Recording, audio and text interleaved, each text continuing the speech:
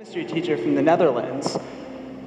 You know, it's amazing how many people have not only been touched by Swami, but also feel so inspired to go out in the world and live his message. It's true. Swami says his life is his message. But now, it's our turn to make our lives his message. What's the matter, Lamb? It just hit me. I'm not like any of these people. If I haven't figured out how to plug into the source by now, what's gonna change that? Am I just gonna magically wake up tomorrow and be plugged into the source? I mean, I've got zero connection right now. Zero. How am I supposed to go from zero to being plugged into the source? You're closer to the source than you think, Lamb. No matter who you are or where you are, plugging in is just a thought away. You know what? There's a technique that I was taught years ago that helped me realize this. I think you might be able to benefit from it, Lamb. Listen, I'm sick and tired of all your advice. We've been at this for hours and we've gotten nowhere, and my legs are cramping again. You were an old socket like myself, would you? Just for a few more minutes? Listen, I'll tell you what, if this doesn't work, I'll give you all the electricity you need to shine your light again. Deal? Okay, I guess we can give it a shot. That's the spirit. Tree side. Latest. Lamp, are you okay?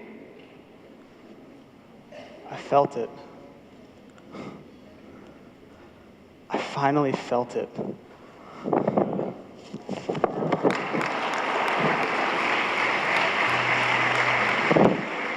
How could I not have realized? I was so caught up with wanting to shine my light again that I lost sight of why I shine my light in the first place. I shine to help others.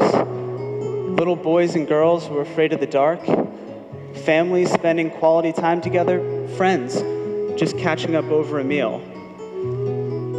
But I don't need to shine my light bulb in order to help others. I can still hold a stack of papers in place when there's a breeze. I can still add decoration to rooms, and when I grow old and have no use, my parts can be used to give birth to another lamp who one day will bring this world even more light. There's a lot of good I can do in this world, even without shining my light. I guess I just felt gratitude. Just this immense, overwhelming gratitude. Is that love? Yes, Lamb. That's Swami's unconditional love flowing right through you. But I'm surprised to hear you say that, Lamb. Your light is shining as bright as ever. What are you talking about? No, it's not. I would know if my light was on. I can feel the heat being given off by the current. Trust me, I would know. Lamb, just look down. Whoa, what's my light doing on? Where's the power coming from? You plugged into the source, my friend. Remember, even a moment's connection will keep your light shining for days. This is so weird. This isn't how my light usually... This isn't how my light usually shines. There's no heat being given off, and the light it's different. But in a good way. It's almost purer. So where to from here? Now that I've plugged into the source, what's next? You know, Swami was asked this exact question by one of his students. His response was, "Your duty, having come to know me and receive my love, is to lead your life in accordance to my message. When you do so, you will lead an ideal life." So, see, Lamp, plugging into the source really is a reward in itself. But don't be fooled, Lamp. You are also the source. Wait, what? Swami, the source is nothing but love. And you, lamp, are also nothing but love. It's in the process of attempting to connect to the source that we realize that we are each love, and that each of us, in turn, can be a source for others. Lamp, there's nothing more I can teach you. You've succeeded in plugging into the Supreme Source. Make sure you keep this connection strong and last forever. My job is over, but the next show features two brothers from Radio Sai that will guide you on the way forward by sharing insights based on their experiences with Swami. Great, let's watch.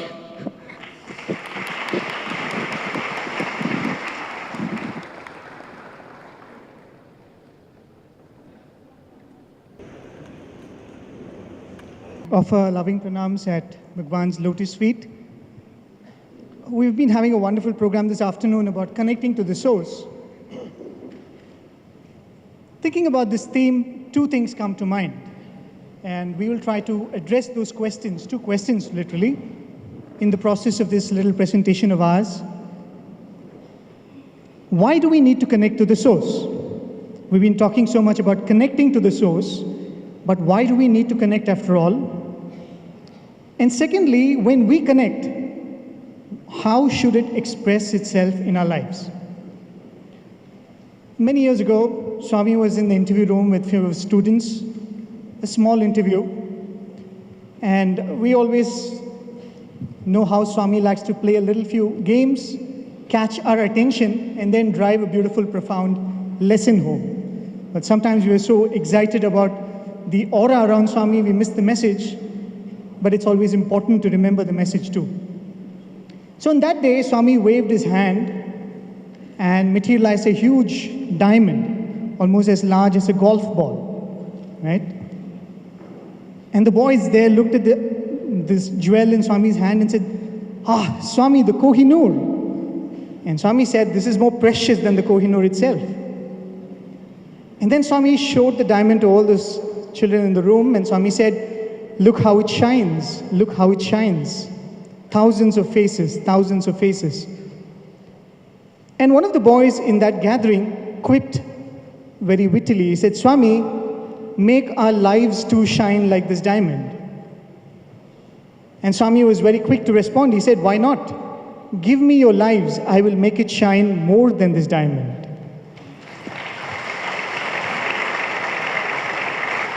And then Swami said, "What is the message that Swami gives when he shows a diamond?" And one of the boys said, "Swami, die mind." And immediately another boy in the gathering said, "Swami, only Swami can kill our minds." And Swami said, "Why not? Give me your minds, I will kill it for you." This is precisely why we all need to connect to the source, because that is where the journey begins towards the culmination. By the way, do you know the property by which a diamond sparkles and shines? In physics, it is called total internal reflection. When we totally internally reflect, we shine like diamonds. There was once a person who said that the problem in life today is when we are young, we have lots of time, lots of energy, no money. As we start working, we have lots of energy, lots of money, no time. And as we grow old, we have all the money all the time, no energy. This is the tragedy of life, he said. The tragedy of life comes because we think that the purpose of time and energy is to seek money, a career, power, influence, whatnot. I remember one of my classmates, he got an interview with Bhagwan. And during the course of the interview, Swami asked something out of the ordinary, out of the blue, something that he didn't expect. Swami asked him, "Have you been to a wedding? Have you attended a wedding?" He said, "Yes, Swami." And then Swami asks, "Who are fed first at the wedding? Who eats food first in the wedding?" "Swami, the guests who have come." After that, who eats next? I said, Swami, after that, the family members have food. That's how it is in the traditional Indian wedding. And after that, Swami, after that, the close family members have food. After that, Swami, after that, the bride and groom have food. Bride and groom eat towards the end. And then Swami asked, if food remains after that, what happens? Swami, then all the people who have helped in the wedding, the workers, the cleaners, they're all called and they are fed. If food still remains after that, Swami, we'll do Narayan Seva. Go outside and, feed everyone. Sadly, this is what we think is Narayan Seva. We think, at the end of the day, what food remains, we distribute and we think we are doing Narayan Seva. Swami says, what kind of food do you serve God? That is what you have to serve for Narayan Seva. Anyway, when the boy said this, Swami said, even after doing that, if food remains, what do you do? Swami, we just throw it, Swami. Possibly some dogs and crows will eat it. At that moment, Swami became serious. And he said, do you know something? When it comes to your love, I'm like that dog and crow. We offer our hearts, our love to everything all around, to everyone, get trashed. And even when everywhere we get rejected, that's where we turn to God. That is the problem. That is why Swami does all this and he says, you give your life to me, I will make it shine. You give your mind to me, I will clean it. You give yourself. This is a very, very, very important stage in life, the youth. Because we have all the energies, we have all our faculties, we have everything at its best. Instead of offering it on a leaf to somebody or the other, why not offer it as Naivedyam to God? Because you know what happens when we offer it to God? What happens when we keep Naivedyam to God? It comes back to us as Prasadam. Everybody else will eat through and throw a ripped leaf. It's only God who gives back whatever we offer as Prasadam to us. And that's what Swami told his brother. He said, but those of you who offer your youth to me, I promise that you will have a right to demand from me.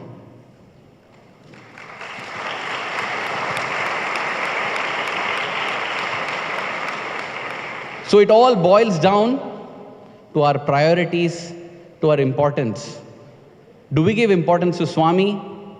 Is he our first resort or is he our last resort? It's like we having this huge capital in front of us. We call it youth, we call it young years. And the question is, where do we invest it, right? We want the best returns from the investment we're going to make. The starting point is to begin by acknowledging how great a fortune it is that we have managed to bag. All of you have booked your tickets, got onto flights, got onto trains and come here. But Swami says that nobody can step into Prasanthi Nilayam without my will. And that opportunity is given to such a select few. It so happened that once Swami was in Trai Vrindavan talking to some of the students, this beautiful thing called the Trai session, when Swami would call students into his residence in Bangalore and Swami would speak to them. So on one occasion, Swami asked the students a question. Swami said, boys, do you know what is Swami's greatest miracle? So all of them were looking at each other and some of them said, Swami, you can turn the sky into the earth into the sky. And somebody said, Swami, from nothing you can bring anything. And Swami kept saying, no, no, no. And then Swami went on to explain that let's say that today a plane does not land properly in San Francisco. And this afternoon there's a technical snag and the plane was not able to land. And the very evening you can know the news. You switch on the TV and you know the news and you know why that plane did not land. And Swami said, this is the age of communication. In such an age, So much is happening around Swami, so much is happening to devotees of Swami around the world, but why is it that the world does not know Swami? And Swami said, that is my greatest miracle. Because Swami said, I decide who knows, I decide who comes. Probably just to complete the story, one of the students who was there in that Thrai session, he went back home that evening and he had this habit of seeing the news while eating dinner. And he turns on the TV and the news anchor says, a plane did not land in San Francisco this afternoon. Here is the report. So this is the most valuable blessing that we've all got. And the more valuable the blessing is, more the onus is on us to make best use of it. We're going to play for you one small clip now of Swami speaking to his students, where Swami says, how do you progress to God? What determines the speed at which you progress to God? Today's session has all been about plugging to the source. And this clip that we are going to play is a very, very special one because it has been taken by a student handicam in Kodaikanal. You know, spending time with Bhagwan in Kodaikanal is so full of lessons because Kodaikanal has everything, you know. You get an abundance of Swami. At the same time, you get an abundance of everything earthly also. Lots of food, lots of gifts, visits, tourist spots, everything. But what is limited is the number of days. How do you decide to spend how much time in what is totally left to the people who accompany Bhagwan on the trip. Just like each and every one of us here, we have been given the same set of resources and same set of things to strive for, but it is totally left to us as to where we place our priorities and how we choose our priorities. Here is Bhagwan speaking on how it becomes easy for one to connect with the source within. Clip 1. That after food, there are some of you sitting in the front, some of you sitting in the back. Some of you came running to sit in the front, some of you are sitting back. Totally depends on your interest. See, what is so amazing here, brothers and sisters, is something that should cheer all our hearts. Because we often think we have come late. You know, we have come late. We missed everything. How can I get close to God now? Because Swami never said, you can get closer to God by getting more interviews, by getting more number of opportunities to talk with me, by walking behind me. No. Swami simply said, how much interest you have towards me, that much close you will get to me. And that is a beautiful leveling fact. I need not worry how much the other person has got. I just have to worry about how much interest I have, how much priority I give to God. My teacher in school told me, Arvind, if you give second priority to God, you give no priority to God. In the pages of Satyam Shivam Sundaram Part 1 is the beautiful experience of a certain Krishnamurti who was working for the Mysore Secretariat. Though Swami was in his teenage years in those days, he recognized Swami to be someone special. And so, though there were only about 20-30 people around Bhagwan, he came to Swami and said, Swami, show me your true self. I know you're not this. I want to know your true self. And then Swami said, hey, he's a mad person, take him away. These were times when everybody could touch Swami's feet 100 times every day. And here was Krishnamurti who closed his eyes and said, I will not open my eyes till I see Swami's feet. And Swami said, I don't want to give him the chance to touch my feet. Strange. Everybody wondered, why is Swami doing this? Swami, you tell us to take namaskar. He's just wanting one namaskar. Give it to him. Swami said, no. Swami materialized a picture of Shirdi Baba, gave this to Krishnamurti and said, let him worship this, but I will not allow him to touch my feet. And Swami left. Krishnamurti sat there, waited for Swami to return. And after Swami came, he again went to pester Swami. Swami said, take him back home. This is recorded by Kasturi Garu in Satyam Shivam Sundaram. He was taken back home. Can you believe it? He refused to open his eyes. He said, if I open my eyes, I will open it only to see Swami's feet. He refused to take food and drink. In fact, it is mentioned that he got out of the house called a horse cart, went to the place where Swami was living by smelling his way. He was smelling his way because he didn't want to open his eyes. Again, Swami sent him back home. And everybody wondered, Swami, what's the big deal about one Pad Namaskar? Krishnamurti had to be admitted to the hospital. And they went and told Swami, he's in hospital now. Why both of you are so stubborn? Why don't you just give him a chance to touch your feet? Swami gets his feet washed with water and tells, give him this water, but no, not yet ready to touch my feet. Krishnamurti drinks the water, he gets back energy, he's taken back home. And he starts bhajans. Still, this man has not opened his eyes. Not opened his eyes. And during bhajans, for the first time after so many days, he opens his eyes, looks at Swami's picture, smiles, and closes his eyes, never to open them again. And Swami said, the pining was so much, if he had seen my feet, the current he wouldn't be able to withstand. I had to strengthen him before granting him his desire. Dear brothers and sisters, I get tears when I think of this incident because there might be a dozen times I have touched Swami's feet. I'm alive, standing here, talking. Krishnamurti didn't even touch Swami's feet. It's not the touch of the feet that redeems, though the devotees say like that. It is the pining to touch the feet that redeems. It is not about talking to Swami and holding his hand. It's about pining for Swami, wanting to do that. That is what will make us connect to the source. Because how many of us are there who have touched Swami and are yet unable to connect to the source? Chances with Swami are just opportunities given to develop that pining for Swami. What we have to develop to connect to the source is that interest for Swami, as Swami said in the clip, and pining for Swami. And as Swami said in that discourse, that pining, that interest will come from affection, from love. And that's what we've been talking about all this afternoon, about loving Swami. But what does it mean to love Swami? Something which Swami would very often do with our students is when we are requesting Swami to come to the hostel, when we are requesting Swami to talk to us, we as a group would say, Swami, please, Swami, please, Swami, please, Swami, and that would become like a rant, it would become like a mantra.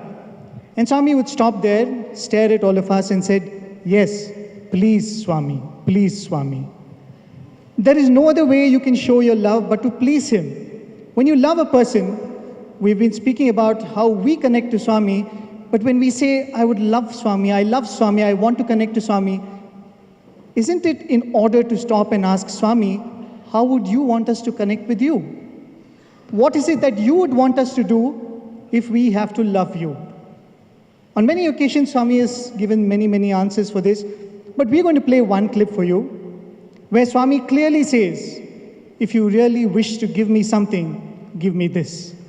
This is from Swami's 69th birthday celebrations, the year 1994. This reminds me of a conversation I had with a very elderly devotee who was very close to Swami in the 60s.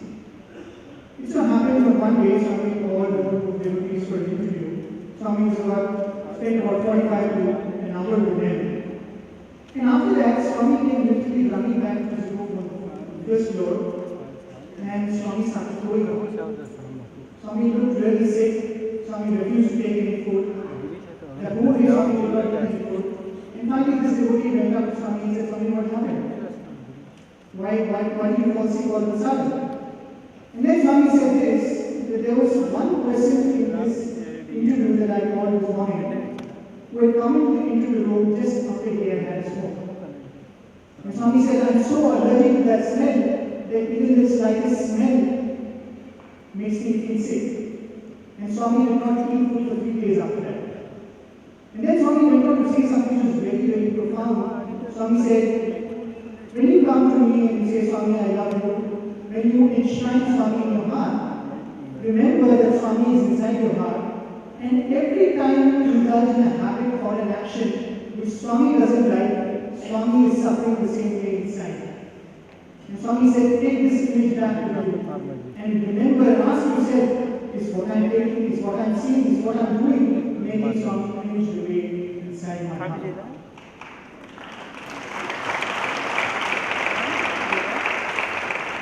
When we embark on this journey of connecting to the source, we start by seeing Swami in whatever we do, be it photography, be it dancing, be it reading, be it music.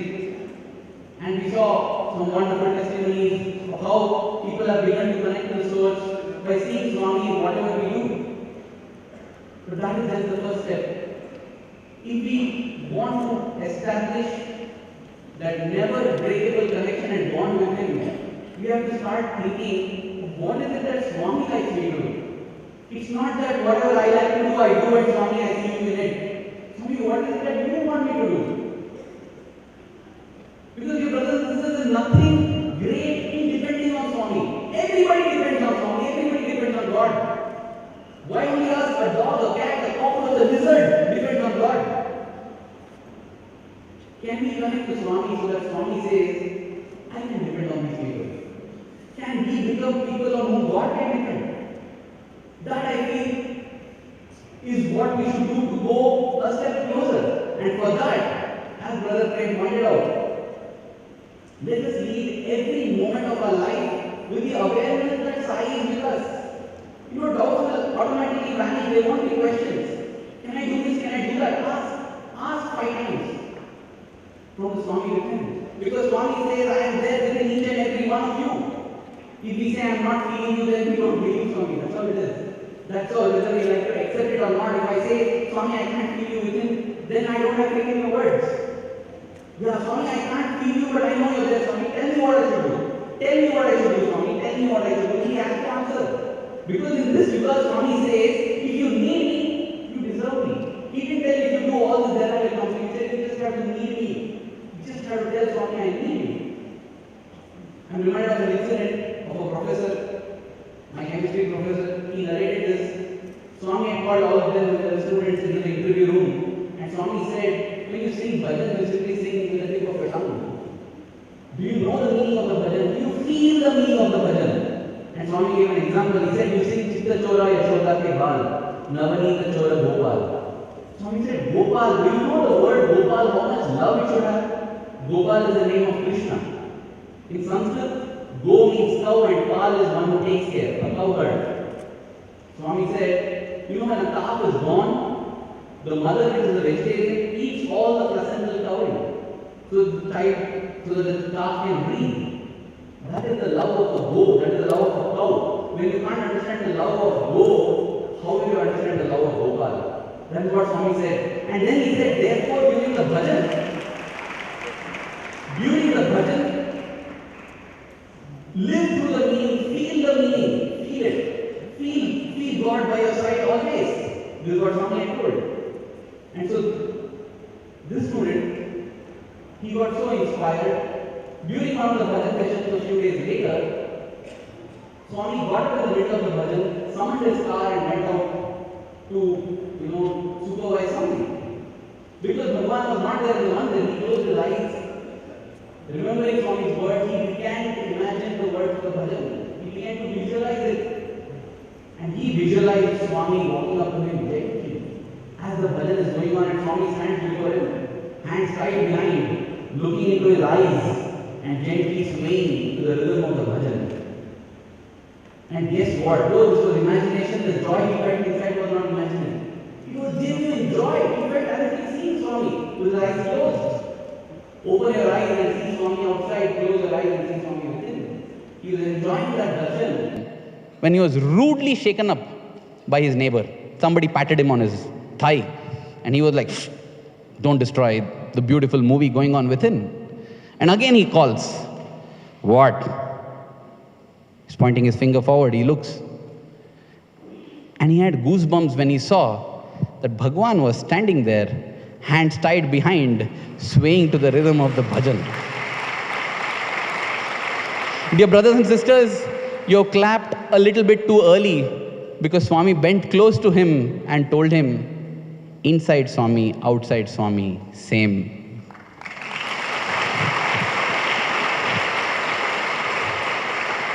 There are innumerable instances of this. We just have to try. And it's like learning how to bicycle. I might try once, I fall, I get injured, I get hurt, and I cry and say, I can't. No, you try again. And then I come and say, no, 10 days I have tried, I have not learned. And on the 11th day, in a moment, suddenly I'm balancing and I never forget it for the rest of my life. That's how it is in this connection with Swami. In the initial, it will seem difficult, but like the lamp showed, once you connect, it lasts for a lifetime, for lifetimes together. And therefore, one of the most powerful ways to connect with the source is to believe, because that's the truth, that is the truth, whether we believe it or not. So better believe that Swami is with us always. And always ask Swami, Swami, what do you want me to do? How do you want me to do that? This is this. Communicate. We say Swami is our best friend. Let us make him practically our best friend.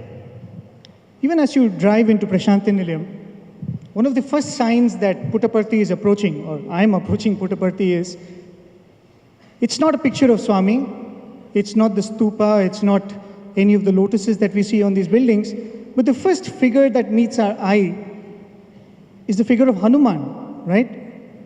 And Swami has a very profound message in that, because Hanuman is supposed to be the best example a devotee can have in his heart. Those of you who are familiar with the Ramayana has got 6 parts, and there is one part which is called the Sundara Kandam, and literally translated, it's the most beautiful part. Now, why is it the most beautiful part? There is a tradition in Indian families that when doing something very important, that you read the Ramayana. And when you don't have the time to read the Ramayana, you read only the Sundarakand. Because it is believed that this Sundarakand is as powerful as the entire Ramayana. But you know what's the most interesting part? In the entire Ramayana, the only part where Lord Rama does not feature is the Sundarakand. The Ramayana is very special because it's a story of Lord Rama. But there is this one part where there is no Lord Rama, but it's the most special part. Now that sounds a bit weird.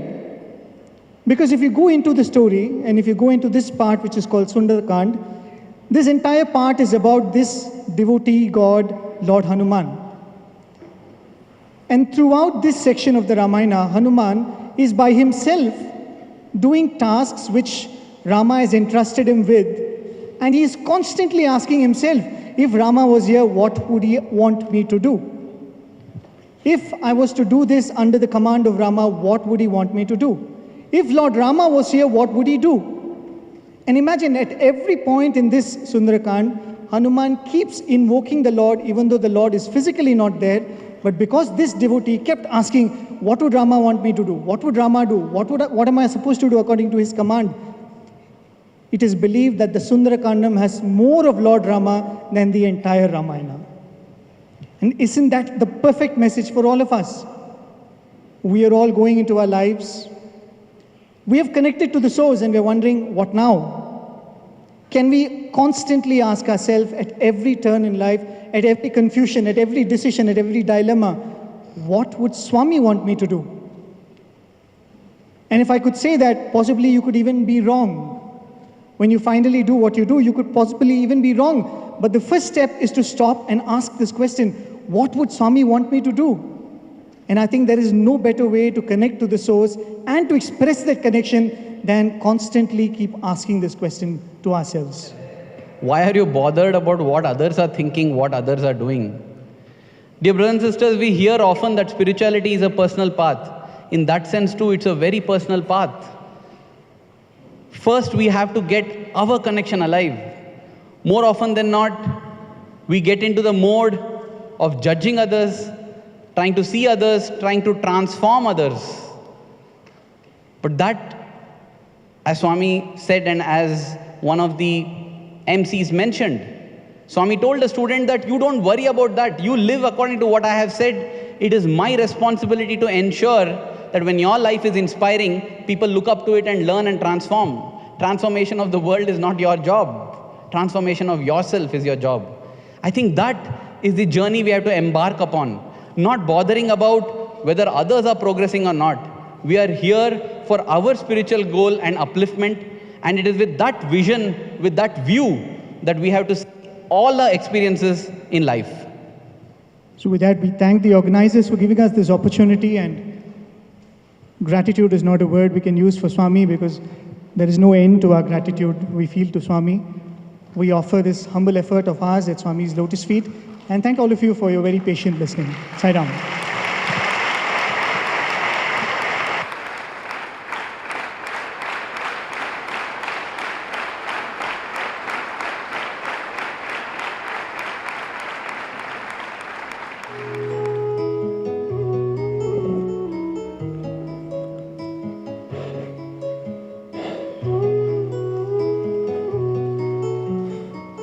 Swami, I've been so focused my entire life trying to use electricity to shine my light. I thought it would bring me happiness, and it did, but it didn't last. Now that I know what it's like when your current flows through me, there's just nothing else that compares. Swami, I don't need electricity. I don't need power sockets or cords.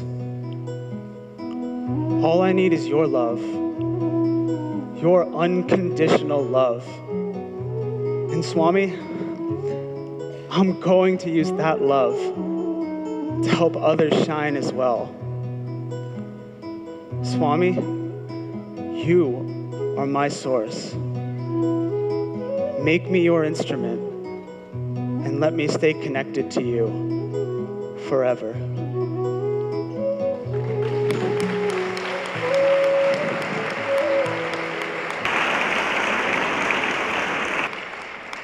అయితే అన్నీ భగవంతుడే చేస్తున్నప్పుడు ఇంకా మానవ ప్రయత్నం ఎందుకు అని కొంత సందేహించవచ్చు. However, if everything is done by God, human effort, దైవం యొక్క అనుగ్రహము రెండూ చేరాలి. God's grace, ఈ నెగటివ్ పాజిటివ్ రెండూ చేరినప్పుడే మనం దీనిని ఒక విధమైనటువంటి సాధించగలము. when the negative and positive join together, then you can accomplish. కనుక విద్యార్థులారా, So students, మీ యొక్క ప్రయత్నము చాలా తీవ్రమైనటువంటిదిగా ఉండాలి. your effort should be strong one.